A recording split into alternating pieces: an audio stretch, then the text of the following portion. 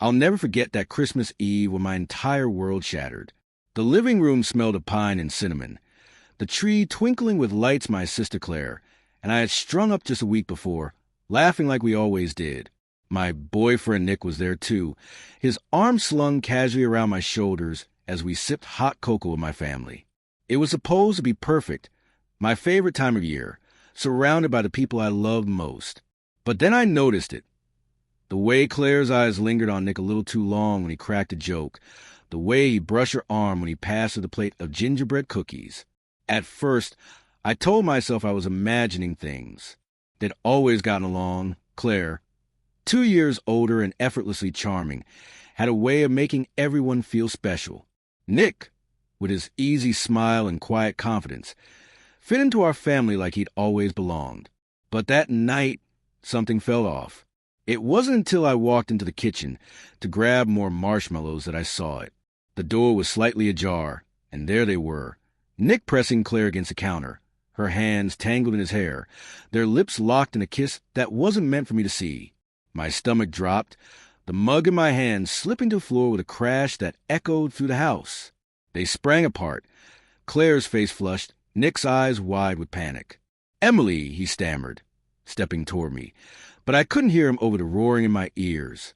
My sister, my best friend since we were kids, and my boyfriend of 3 years, the man I dreamed of building a future with, were betraying me under my own roof. I stumbled back into the living room, my voice trembling as I demanded an explanation. "How could you?" I screamed, tears streaming down my face. Claire tried to speak, her voice soft and pleading. It just happened. I swear, we didn't mean to hurt you." Nick stood there, hands in his pockets, mumbling apologies that sounded hollow. The room spun as I looked between them. The two people I trusted most, now strangers. My chest felt like it was caving in, the betrayal slicing through me like a knife. I couldn't breathe, couldn't think. I just ran upstairs to my old bedroom and slammed the door, collapsing on the bed as sobs racked my body. The next morning, I hoped my parents would be my anchor. I went downstairs, eyes swollen from crying, and poured out everything, how I'd caught them, how my heart was breaking. But instead of wrapping me in a hug or cursing Nick's name, my mom sighed and set down her coffee. "Emily, you're overreacting," she said, her tone dismissive. "Claire's your sister, and Nick's a good guy. These things happen. You need to let it go." My dad nodded, avoiding my gaze as he muttered something about keeping the family together. I stared at them, stunned. They weren't angry or shocked. They were brushing it off like I'd spilled milk, not like my life had just imploded. Their words stung worse than betrayal itself, leaving me feeling utterly alone. If my own parents wouldn't stand by me, who would? The days that followed blurred into a haze of pain. I couldn't eat, couldn't sleep. Every time I closed my eyes, I saw Claire and Nick together, heard my mom's voice telling me to forgive them. The weight of it all pressed down on me until I couldn't take it anymore. One night, sitting on the bathroom floor with a bottle of pills in my hand, I thought maybe disappearing was the only way to stop hurting. I swallowed a handful, my hand shaking, but before I could take more, my phone rang. It was Sam, my best friend since high school, calling to check on me like he'd promised. When I didn't answer, he showed up at my door.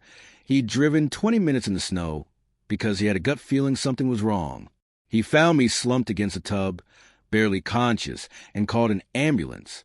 I woke up in the hospital, hooked to N4, with Sam's worried face hovering over me. "You're not doing this alone," he said, squeezing my hand. Therapy came next, hours of unraveling the mess inside me. But that night, Sam saved my life. After the hospital, I couldn't face going back to my parents' house. My grandparents, bless them, opened their doors without hesitation. Their cozy little home an hour away became my sanctuary. Graham's warm hugs, Pop's terrible puns, and the quiet I needed to breathe again. I blocked Claire's number, ignored Nick's texts begging for forgiveness, and told my parents I needed space. They didn't fight it, which hurt more than I expected. I spent my days with therapists, picking apart the wreckage of my trust, and my nights rebuilding myself piece by piece. It wasn't easy. Some days I still felt like that broken girl on the bathroom floor, but slowly I started to feel human again. Then Sam did something I never saw coming. He'd been so angry about what happened, so protective, that he posted my story online. Not the gory details, just enough. How my sister and boyfriend cheated, how my parents sided with them, how it nearly destroyed me. He didn't expect it to blow up, but it did. Thousands of people shared it. Strangers leaving comments about how awful Claire, Nick, and my parents were. Soon it was everywhere. Claire's co-workers started whispering behind her back. Nick got glares at the bar he used to love, and my parents faced awkward silences at their usual social spots. I didn't ask for that kind of revenge, but I'd be lying if I said it didn't feel a little satisfying to see them squirm. But the worst was yet to come. A few weeks later, Nick showed up at my grandparents' house, looking like a kicked puppy. I almost slammed the door in his face, but he begged me to listen. "There's something you need to know," he said, his voice cracking. "Your mom, she knew about me and Claire. She told me it was okay, that you'd get over it. She even encouraged it, said Claire deserved someone like me more." I felt the ground tilt beneath me. My own mother orchestrating this behind my back? I couldn't speak, couldn't even look at him. I just shut the door and sank to the floor, my mind racing. All those times she'd brush me off, it wasn't ignorance. It was deliberate. I had to know the truth. So I drove to my parents' house the next day. My hands trembled on the steering wheel, but I needed answers. When I walked in, my mom was in the kitchen, chopping vegetables like nothing had happened. I didn't waste time. "Did you know about Claire and Nick?" I asked, my voice sharp. She froze, then turned to me with that same calm look she'd had at Christmas. "Yes," she said simply. "I thought it was for the best. Claire's always been the stronger one. You'd bounce back." My dad stood silently in the doorway, not even pretending to defend me. I exploded, years of pent-up hurt pouring out as I yelled about loyalty, about love, about how they'd all failed me. My mom didn't flinch, just said, "You're too sensitive, Emily. We did what we thought was right." That was it. The final nail in the coffin. I walked out, vowing never to step foot in that house again. After that confrontation, something shifted. I'd been carrying the betrayal like a weight, but letting it all out set me free. I went back to my grandparents' house, sat on their porch with a cup of tea, and felt the first real peace in months. I didn't need them anymore. Not Claire, not Nick, not my parents. I had Graham and Pop, who'd sit with me for hours talking about anything or nothing. I had Sam, who'd drop everything to make me laugh when I needed it. I had friends who checked in, who reminded me I wasn't alone.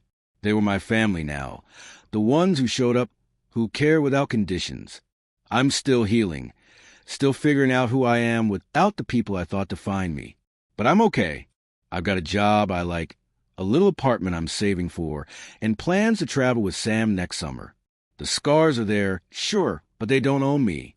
I've learned that family isn't blood. It's the people who choose you, who stand by you when everything falls apart. And for the first time in a long time, I'm choosing myself.